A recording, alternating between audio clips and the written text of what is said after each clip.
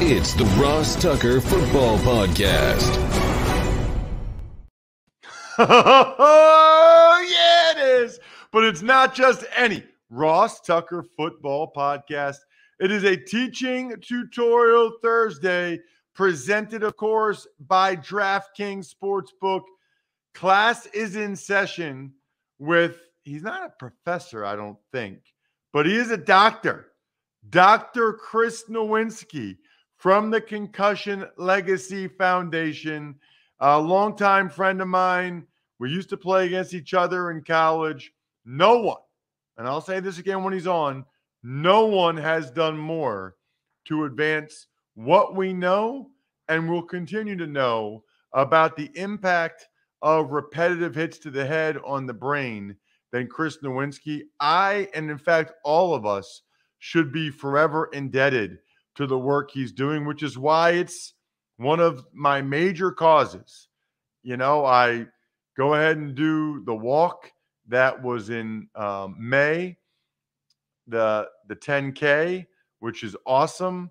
I also wore sneakers to support the Concussion Legacy Foundation and what they're doing to end CTE. So big fan of Chris and what he does. I should mention a couple things real quick. Number one, since the interview and really the entire show is pre-recorded, we will not have any Tux takes today. And I didn't pick any winners. So those of you that spread the word via social media, I love you, but I didn't pick a winner. Those of you that took advantage of a sponsor this week, I love you, I didn't pick a winner. Same with the YouTube shout out, but I am making a list. I'm like Santa Claus. I'm checking it twice, and I'm going to know who's been naughty or nice.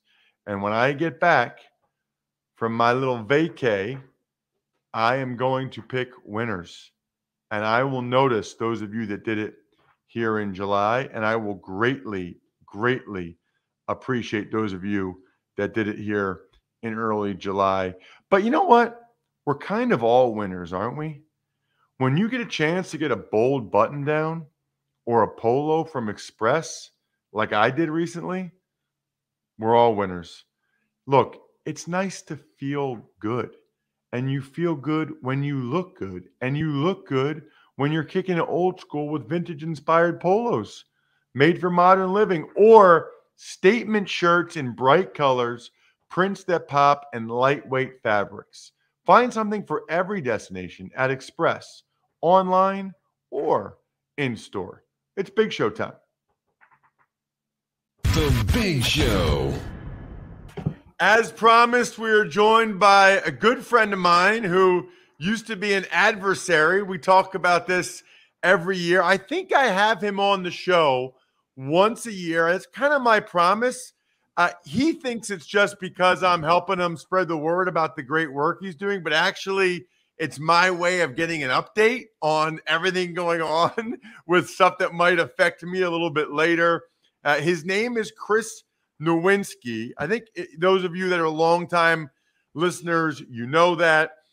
He is the founder of the Concussion Legacy Foundation. Essentially, anything you've ever heard about CTE, Concussion Legacy Foundation, Chris has really led that charge. And Chris, I know it's not just you, Dr. Chris Nowinski, by the way. I know it's not just you and there are others involved, but I'm extremely proud of you, thankful for you. And as I've said before, you really are the person that's at the forefront for everything we know about CTE in general. And I guess, you know, trauma related to playing football or hitting your head a lot in particular.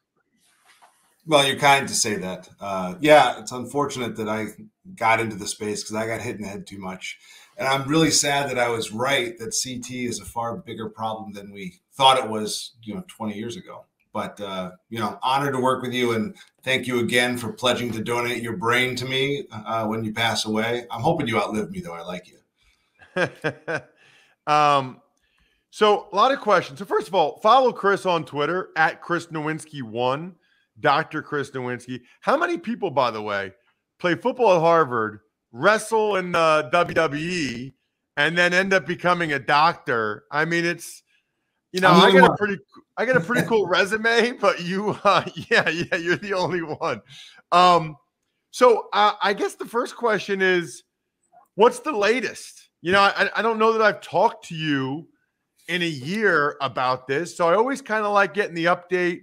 I think it's part of my job, since it's such a big issue in the sport of football, to have you on once a year and to get whatever the latest information is that we know. Anything new, anything noteworthy within the past year that we've learned? Great question, Ross. So the answer is, science never moves as fast as you want. And so the story is mostly the same. We keep finding more cases of CTE. We keep making breakthroughs in understanding how to diagnose it in life, why it's happening. We keep getting more resources brought to the game. The National Institutes of Health is funding now some new studies that we're recruiting for. We need athletes of all types to sign up. So go to the Concussion Legacy, go to concussionfoundation.org and sign up for a clinical research registry to learn more. But the reality is, what we probably learned is this thing is just, it's going to take a lot of work to learn how to cure CTE. And the next step is learning how to diagnose it. One specific study that we had published recently was, we learned that MRIs, we've all had MRIs because we've been hitting the head too much, and it's a very common tool for imaging the brain. We are finding unique things about CTE on MRIs of people we've diagnosed after they died and gone back and looked. And that process of continuing to get more of those scans will help us tell you and me, whether or not we have it before we pass away. One of the problems is every time we learn something new, I go back to my MRIs and I go, oh crap. Because one of the things that we talked about, one of the things that we published was, there's a membrane in the middle of your brain and that membrane in CTE falls apart. And that it's very obvious in MRI, and it's almost always associated with CTE. And so it's a sign that we can see. And last time I had an MRI, I had the beginnings of it. And the question is, in some people it's static, and some people it's degenerative. And I'm scared to go back in an MRI to find out if mine's worse, because if it's worse, that's a pretty straight confirmation. Wow, that's so interesting that, your work can also kind of put you in a position where, but you'd rather know. I mean, that's why you're doing all this. You'd rather know. That's a big question. Right. So there's actually been studies on genetic probabilities of you developing Alzheimer's. There's certain genes that give you a very high risk. And they did a study of, should we tell people they have that gene? And what they found was, some people deal with it really well, lived life to the fullest, knowing that they might have a shorter lifespan. And other people lost their minds. Right. That it was just a mental health struggle, knowing like, oh my God, like, is tomorrow, am I going to fall apart? Is that going to be the day I can't remember things? And so it really comes down to whether or not you should know has a lot to do with your personal profile. And it's a risk to find out you have this disease. I mean, it's sort of like, how do some people handle knowing they're going to die and other people don't? Like, we're all going to die. Like, bad things are going to happen in the future medically. But having a specific thing to look at and track and focus on can be bad for your mental health. And so I don't know if I want to roll that dice myself. Wow, that is really interesting. It's funny you said science is never as fast as you want it to be. I mean, that's why it's science, right? That you're making sure there's a scientific process. If it was drive-through science, it really wouldn't be, or fast food science, right? It really wouldn't be science, because it wouldn't go through the critical processes it needs to be able to really give us the information we're looking for. Yeah, I guess the one of the questions I have is, you said early on, we're making advances towards identifying CTE in living people. What are those? And then I guess kind of what's the end game there? Like, let's say you can identify it in living people. You even just said you're not even sure if you would tell people or not. So what's the greatest value in that? Is it, you can tell an athlete, hey, you already have it, you might want to stop playing? What do you see as the greatest value in being able to identify it in living people? Yeah, that part's unlikely because we also know that diagnosing the beginnings of it is 1,000 times harder than diagnosing it when it's been there for 30 years, because we're looking for tiny lesions in the brain when you're in your teens and 20s. And then when you're 70, 80, it's everywhere. And so to give an example, we're constantly recruiting athletes, especially ex-NFL players, to studies using a PET scan. So it's a more advanced type of imaging of the brain than MRI, where they literally inject you with a radioactive compound that it can go into the bloodstream, into the brain, and attach to tau protein, which is the thing that goes wrong with CTE. And so we have been recruiting NFL players to studies using tau tracers designed for Alzheimer's disease, because it's sort of a sister disease. The unfortunate thing we're finding out, I think, is that the things that were designed for Alzheimer's may not work for CTE. And so it's critical that we keep trying to get more people focused on the disease for CTE, because it will need its own focused ways of diagnosing it. With that said, though, we've also had some breakthroughs looking at the blood. And sad thing to think about is that when your brain's degenerating, literally you get brain proteins floating in your bloodstream because your brain is sort of rotting, going through the blood-brain barrier, and these pieces of brain are in your blood. And we're picking up that we can identify potentially CTE disease pieces of brain in your blood and distinguish them from Alzheimer's disease. So a blood test may end up being the thing you get in the doctor's office in 10 years, where they say, oh God, you have way too many CT proteins floating around. That's, you have CTE and it looks bad. So the reason that we're doing this is not to tell people that they have it necessarily. The reason we're doing this is because if we want to intervene, if we want to get big pharma off the sideline and doing clinical trials on will this drug stop your CTE, we have to be able to know who has it. If you start a clinical trial and you put a bunch of patients in there and you're treating people who don't actually have CTE, you're going to destroy a drug's future. And it's not that it doesn't work, it's because you're studying the wrong people. So we are racing towards this diagnosis. And then once we have it, like, it's all hands on deck. Let's all go get these new treatments, and let's all try to figure out which one will stop or slow the progression of the disease so that we can live long, healthy lives. So big pharma doesn't want to invest in making drugs until there would be documented people that the drugs are for. Correct. That's why you need to know who has it in living people, because once they know, okay, all these people, this many people have it, okay, well, let's come up with drugs that help these people. That's how you sell drugs. And that's the other part of it, is we don't know how prevalent the disease is. And so, right, if we can prove that 100,000 people in the U.S. have it, there's money to be made for big pharma. So you, between the blood, and you said it's a lot easier to identify it in the lesions on MRIs of people in their 70s and 80s than, younger people. It sounds like you can diagnose it in living people. So the way all diagnoses for similar diseases works is you have a criteria of, you have A, B, C, and not 1, 2, 3. And we basically, if your grandmother's diagnosed with Alzheimer's disease, a doctor's using this criteria and they can say with 80% confidence, this is what they have. But we still find out those people they have another reason why their brain isn't working. And we don't have that number.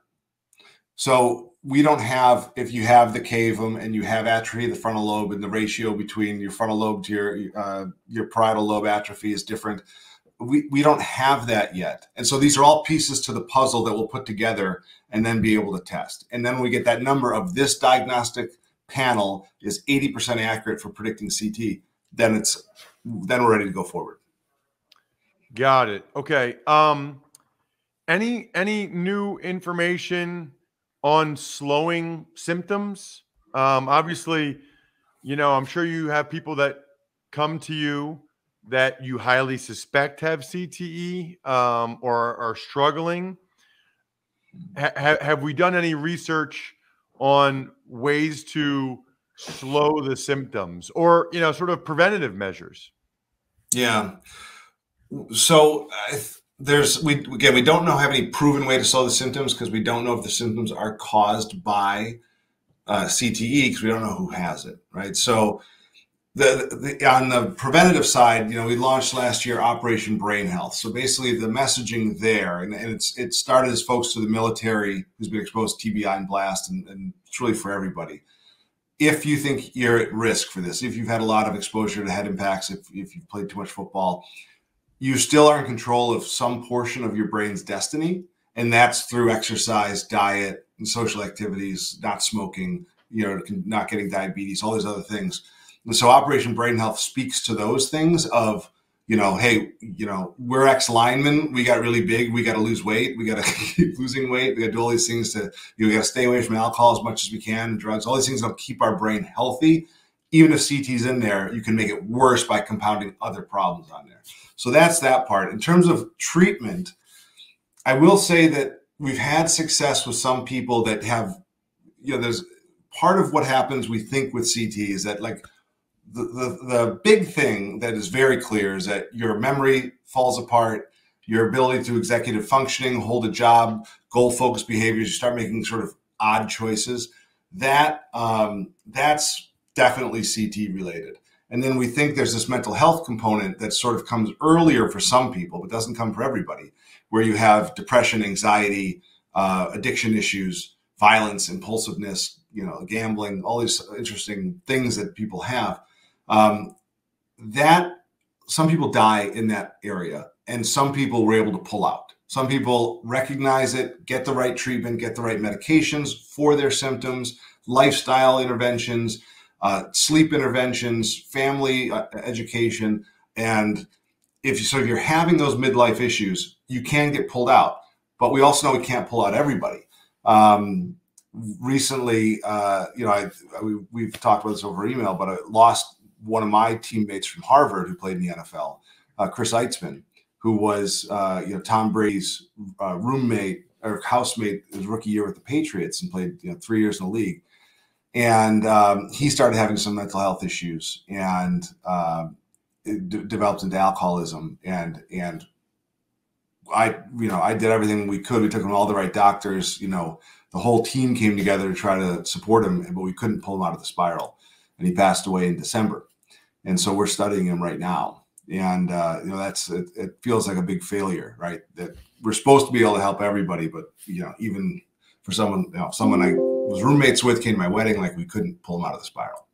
So it's really important that you continue to support, and I appreciate it, and that we get a little more aggressive on this thing. Yeah. Speaking of that, and I know we talked about email or text or whatever.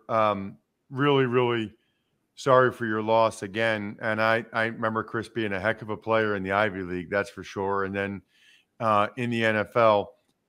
Speaking of that, I know listeners, saw me do it this year or last year, I should say.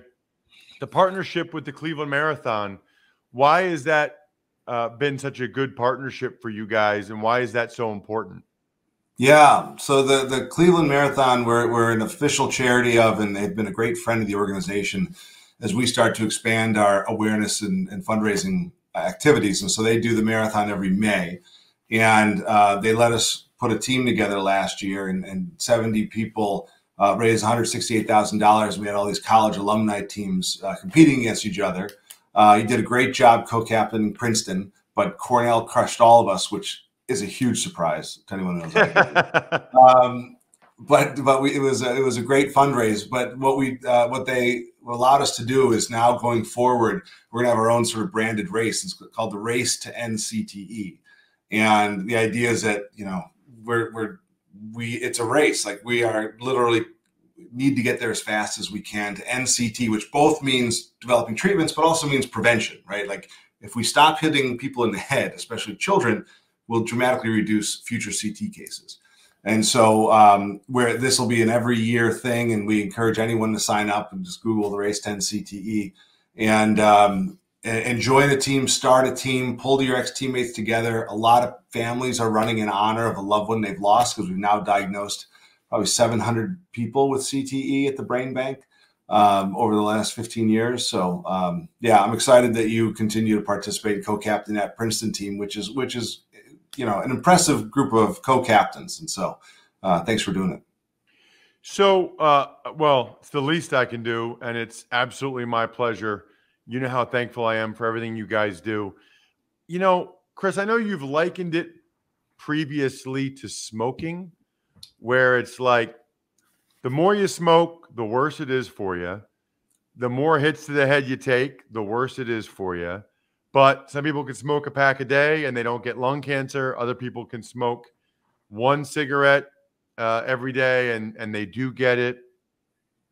Is that still an apt comparison? And do we have any idea how many people it really affects, or what percentage of NFL players, what percentage of college players, or is that impossible based on how long you played in the NFL or when you started playing football?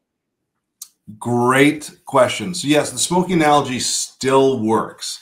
What's accurate about it is it's always important to say your CT risk is if you're a football player, where we have by far the most data, is not driven by how many concussions you had or think you had, but is driven by how many years you play, which is an approximation of how many thousands of hits to the head you took. Like football is sort of a CTE creating machine. The idea that for 4 to 6 months a year, you're getting hit in the head 50 times a week.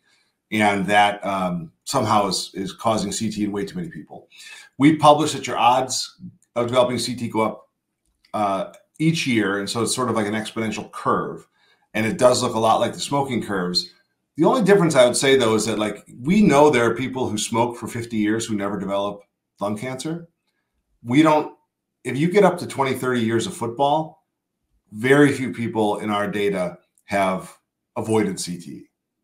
So there are people who still can, but the way we've been playing, it's bad.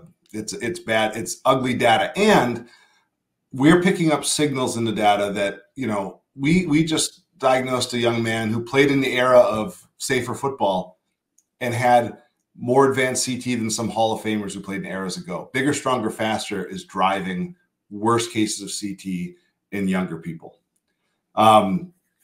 What was the second part of your question? So smoking works. Yeah, they tell you not to do it, not to ask one question, more than one question. I think I did like 5 there. It was just if you had any approximation based upon percentages based upon if you just played in high school, college, NFL, whatever. So we don't for high school, college. We do for NFL. So when you look at a brain bank sample, you basically get people who are more likely to have the disease because they had something go wrong in their life that made the family think this could be CT, and so overrepresents positive cases. So we have 16 of our first 65 high school football players had CT, but I don't think, and I hope 25% of high school players don't have it. It's probably way less than that. We're getting maybe the worst of the worst. When it comes to college, I think about 70% of our sample, which is hundreds, have had it, and that definitely tells us that families are very good at diagnosing it, but also it's way too easy to find. The NFL, though, is where we do have data. And so one way to analyze it is that we've gotten the brains, we got between 2008 and 2015, we got the brains of 10% of NFL players who died. And nearly 100% of them had it, meaning the minimum risk for an NFL player if you stepped on the field is 10%. That's one way to analyze that data. Another way to analyze it, how many people had it out of another way to analyze it by somebody at OSHA has suggested 16% is the minimum. But we now get more NFL players than we have in the past. So we have a better idea. And to be perfectly honest with you, I would be shocked if when we can diagnose as living people, it's less than 50% based on what we know today. You'd be shocked if less than 50% of NFL players get CT. Yes. I mean, I think we've gotten more accurate in understanding, and I'll eventually be able to back this up with data, but I think it's very unlikely to be less than 50%. But as we discussed, it could manifest itself. There's another layer to it, right, Chris? Which is it could manifest itself very differently in one person from the next. Correct. So we all think about the Aaron Hernandez Jr. say out, young, massive changes in personality, suicide, crisis, violence, whatever. Most people that are getting diagnosed with CTE who played in the NFL are dying older.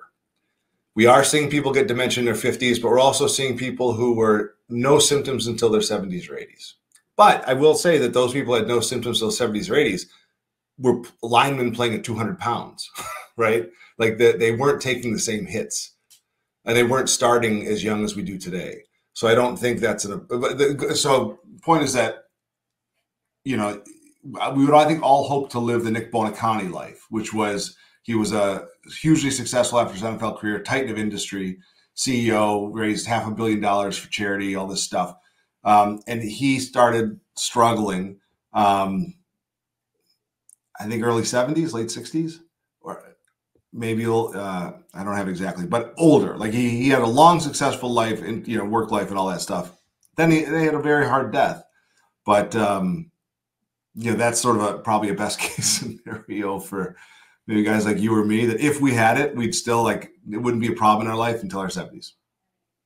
Check him out on social media at Chris Nowinski 1, at Concussion LF for the Concussion Legacy Foundation. Can't highly encourage you guys enough to support it in any way that you can. Chris, thank you so much for coming on the show, as always. Ross, always great to see you, my friend. Thank you. Really hope you guys got something out of that and enjoyed it as much as I do. I'm guessing some of you don't want to hear that. Some of you don't want to be in the know or aware. You'd rather be in a ignorance is bliss situation. And I got to be honest with you, I'm okay with that. To each his own. That's not how I want to be on that topic. I want to be informed, and I want to be supportive of the work they're doing that will help me someday and other football players. But the same way that I don't really pay attention to, news or current events because I don't like the negativity. If that's negativity that you don't want to have to deal with, then I understand if you choose not to listen to that interview, or if you didn't love the interview, that's fine. That's what makes the world go round. I will say this, though. I think we're done here members of patreon.com/RTmedia. And I certainly hope you guys checked out Drew Dinsick's season win total bets on the Even Money podcast. If you're not into betting at all that means is Drew talked about the teams he thinks are better or worse than other people do. That's really all it means. And he and I had a chat about it. And then yesterday on the Fantasy Feast, I did the first part of my offensive line rankings. It was basically me talking the whole time.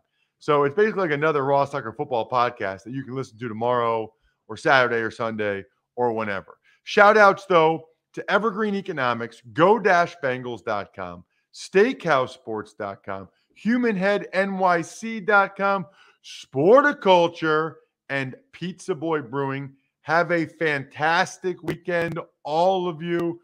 We will be back with a little GC, Greg Cosell, bright and early Monday morning. Want to get to the rest of those quarterbacks because there's another guy that he is really high on that we didn't get to this week, as well as talk about the top wide receivers a little bit. I think we're done here.